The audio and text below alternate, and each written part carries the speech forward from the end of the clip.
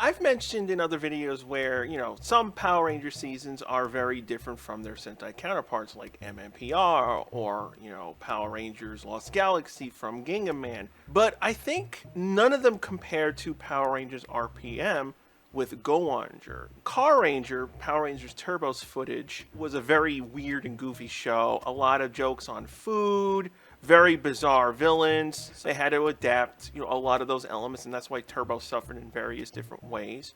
And Go-Onger goes one step farther than even that show. I'm not saying Go-Onger's bad. I've actually liked the show. I love the weird mix-up of this enemy polluting group. At the same time, you have these really goofball, lovable, superhero characters with a team also mixed together that's serious, all with these weird, bizarre talking, vehicles from a different dimension. Every which way you go, Go-Onger is extremely bizarre, especially when you watch it for the very first time. And then when you watch Power Rangers RPM and you go, what the fuck? Now, even with the other shows, Gingham Man and Jew Ranger, MMPR and Lost Galaxy took a lot of the elements from those shows and put them over. RPM went out of their way to virtually remove everything bar, the visual aspect of Go-Onger. To the point where RPM kind of made fun of what Go-Onger did and flipped it in reverse. Now, the main story in RPM versus Go-Onger's story. In RPM's case, we are on another Earth that's at the brink of death. It seems that virtually everywhere around the world was devastated, and the only major last-ditch area left is the city of Corinth. That's a pretty big thing that Power Rangers ever done. Usually, we're fighting the aliens that invade Earth, and they have to stop them at the last minute from taking over. We're on the D-Day of like, holy crap, these villains are actually going to beat us. Luckily, we got a new Power Rangers team to stop them. Now, in Go-Onger's story, it's about this odd villain group called the Gaiarks. They're from this alternate dimension. Earth is part of 12 dimensions, and we have the engines, who are the vehicles that we see in RPM. They're actually living beings. They fled to the human world in order to find help. Team up with humans that they trust, and they become the Go-Ongers. And of course, later on, they introduce the Go-On Wings, and they're there to stop the Gaiark, who pollute everything and destroy everything in their way. Now, because of the vast story changes they did in RPM, they lost a lot of things, like their assistant, Bumper, the main story of the Gaiarks trying to kill, the engines and the machine world. So instead of having these, living, breathing vehicles, and so they came up with Dr. K and Dylan's story. For the Go-Onger's machine world, the engines are these living, breathing beings. They have personalities, loves, wants. Now, Dr. K's story is very unique and really hasn't been repeated ever since. The catalyst, the fault of why everything happened technically, and was being used to, invent things, build things, fix problems from this group. And because of her isolation, with very little interaction with people except for Jim and Gemma, as she grew up, she became an adult, but her mind also remained being a child. So it was a mixture of the two sides of herself. She wanted some sort of companionship, and she created Venix, and eventually started infecting various computers around the world, destroyed hundreds of countries. Billions of people have probably died, and it all came down to Dr. K just wanting to have friends. Now, Dylan's story is a continuation of all that. He and like many other hundreds of humans, they've been experimented on. Basically, Venix's way of guaranteeing obedience. Instead of just wasting humans and getting rid of them, why not use them to make your army? Even though everyone always complains about, it's just a copy of In Space's, Corona and Andros' story. Yeah, it is. It was still unique enough. And when Dylan came into the series, he was this unknown guy, didn't know what a Power Ranger was. So it just screamed like, what's going on? How do you not know what things are and this? Someone that Venix could take control and potentially turn evil. Now, Venix versus the Gaiark. Venix is vastly different from what they did in Go-Onger. Now, not totally. Venix did get various different bodies, which were characters that were in Go-Onger. I think what made Venix more interesting, in 99% of all PR shows, the monsters always have a personality. They can speak, they screw up, they have quirks. In RPM's case, they decided to go, you know what? Who cares about the monsters? They don't have to have a voice, they don't have to have a personality. It was the complete opposite of what you would expect. He cares about himself so much, and he basically says, you're just things to me. You're just an extension of my arms to fulfill a duty. So they have no voice. And they completely scrap everything, going against, footage. It was probably what made the show very hard to do, because I think was a very unique take on Power Rangers that has never been, replicated since. Even though there are many people, they say, it doesn't feel like Power Rangers, it's too dark, it's too this, it's not funny enough. And I'm like, to me, RPM always felt very equal to Time Force. That season was very mature, and they also have their funny, quirky sides. Ziggy's that prime example, which I hate when people ignore Ziggy. He was I think, one of the few times where Power Rangers really got the serious and goofy sides to work very well. Now, the Gaiarks, they're pretty much your traditional group of bad guys. They also have a human villain, Kegurishia, if I'm remembering her name, and that's where Tanaya comes into play as well. Now, Tanaya and Kegurishia are not the same, and I do like the main plot of the Gaiarks, who want to take over various worlds, pollute things. Probably it's just to expand themselves, because we know that they rely on pollution. They run on it. So it's kind of like the opposite of like Earth. From oxygen and stuff, they love carbon dioxide and other weird things like becrenium. That's their main source of energy. So, they're an amalgamation of like Go-Go 5, Car Ranger, and a mixture of Gingaman. I didn't hate them. I thought they were fleshed out very well. They can be obnoxious. There's this really weird singing episode that would probably break a lot of people. I'm like, oh my god, this is actually happening in a Go-Onger episode. I think that's the kind of area where people get lost on Go-Onger, where it's like, oh, this is too stupid, I really don't want to watch it again. Now, the Go-On Wings and series Gold and Silver operators, they did this on purpose. Now, in Go-Onger, from the villains to the main cast, they're all goofy, funny, they have their serious moments, but overall, they're supposed to be lighthearted, almost to point of kids.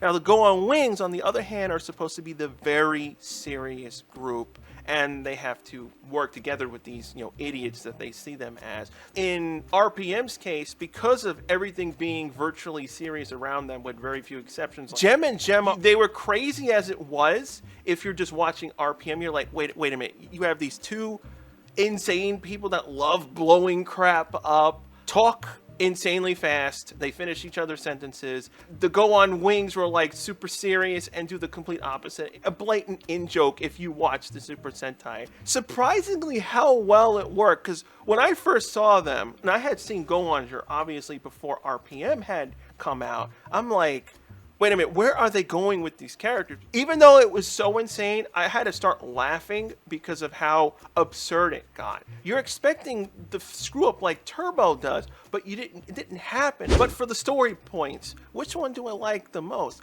I think both seasons have really excellent story ideas. They took elements from Abba Ranger, Asuka, and the dinosaurs came from a different Earth, from another dimension. They invaded our Earth. The Gaiarks are kind of hard to stomach. A lot of the episodes are extremely stupid and weird, but I didn't hate them. I'm one of the few people that do enjoy Go-Onger overall. Obviously, RPM is much more serious, but it does have that idiocy, especially with that scene with Scott and the baby. It's really hard to choose which storyline I like. I love the whole idea of stopping robots and monsters, but at the same time, I loved what they did with Dr. K and Dylan. I think ultimately I'm going to go with RPM. I think it's because saving the machine world is a good cause. Getting to know the engines was cute, but it got overwhelmed with characters. We're following 7 Go-Ongers, 12 engines, and 6 bad guys. There's too much to cover, so characters like Gunpei and Bumper got buried so deep. This is where I first saw large Ranger teams as bad. Even with 50 episodes, there's still not enough time to get everyone while telling the primary story. But Dr. K's backstory and what they try to do there was very, like, surprising how well it worked. And both of them got great moments beating Venjix, from Kay reversing the deaths of Gem and Gemma, regaining control of the grid, Tanaya breaking free of its control, Dylan rescuing Tanaya, and having Venjix get crushed by the tower. I have to even mention the ending. If Power Rangers had ended here, it was perfect. Cosmic Fury, your ending does not stand up to these moments. So that's why I'm picking it over Go-Onger's. Now, Dr. K, Dylan, with the engines. Now, I know they're two very drastic things. Obviously, we're talking about sentient vehicles that come from a different dimension. They were running for their lives and trying to protect their homeworld. Not to mention, I think what also made Speedor, BRV, and all the others interesting was, their connection to the Go-Ongers. Very rarely do we have any mechas connect to the Rangers themselves. Now, you can say, well, in Zyuranger they did it. They did that. They are attached to them, but they're not, friends. But at the same time, like I talked about Dylan and Dr. K's backstory, it also shows the negative aspects of, Dr. K screwing up. Like, how many Power Rangers in general, mentor characters, screw up? Very rarely does that happen. It knocks you down that little notch of, like, they're not perfect. Even though Dylan was a copy of the whole Andros and Caron, but there were certain things they didn't want to go into. Maybe they just felt like, maybe it's too far for a kid show to do this. With RPM, they went those extra steps, and it was like one of the few times I could say RPM felt exactly like what a Super Sentai season would actually do, where it doesn't have the dumb limitations of American kid shows has. They allowed those extra little things. Obviously, when they were, developing RPM, the first thing they were going to be like, well, we can't adapt this engine souls, and it's already hard enough that we're going to take the designs from Go-Onger and stick them into this post-apocalyptic world story. But ultimately, I'm going to pick Dr. K and Dylan's, story. You're much more involved in their story, and you want them to win and beat Venjix personally. Now, Venjix with the Gaiarks, this will be surprising. I love Venjix's character and personality. I love where he came from.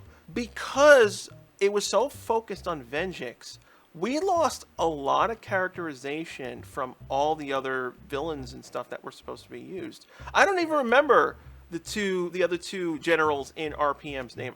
Crunch, I think, is one, and the only one you obviously care about is Tanaya. Yeah, I'm going to ultimately go to the Gaiark side because they have personalities. A lot of stuff was removed from Go-Onger, like told you that Venjix had these different bodies where he took over. Those were other main generals, and even the father of Shifter, that's where he came in. So ultimately, the Gaiark had a much more interesting group of characters that I prefer more. RPM Gold and Silver, I do like them.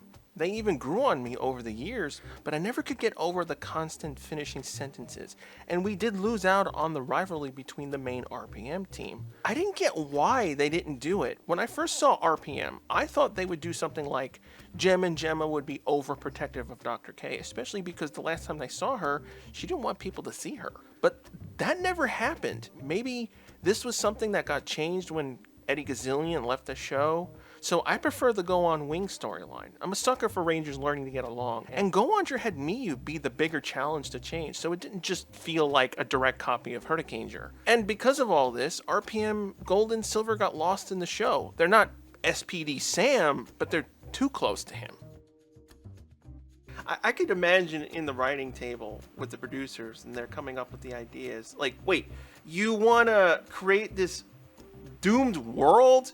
You want the Red Ranger, guy that has family problems with his father, who's trying to keep the city alive, while in the Japanese footage you have this weird group of guys who are just like picked, and you have this funny assistant that's just like a bunny rabbit. How are we going to get this to work? And then they just somehow pull it off. Who cares if the Go-Onger stuff looks bizarre? We'll explain it in a way that makes sense, which is another thing I have to give RPM credit. In a lot of cases, Power Rangers does not acknowledge weird things of the Sentai material. Samurai with Shinkenger, it's a very Japanese styled show. And the thing is, Everyone was American. It made no sense. I understand that, okay, some people from Japan could have moved over to America. They met, American people. They married. They had kids. But it was so bizarre to not have anyone Japanese in the show. That's the type of disconnect that didn't make any sense, which is why I wanted Cam in the show as some sort of justification, as one example. Overall, both Go-Onger and RPM are good shows. Now, most people, when they watch Super Sentai, Go-Onger is a very hard sell to watch. I would highly suggest, if you're a newcomer to Super Sentai and you wanted to start somewhere, watch a lot more other Sentai seasons before you go into Go-Onger and even Car Ranger. If you intend to watch Go-Onger, it's going to be difficult for you to get through, especially, I would say, the first 10 or 15 episodes. You're going to be like, oh my god, is this really happening? Is this what RPM was?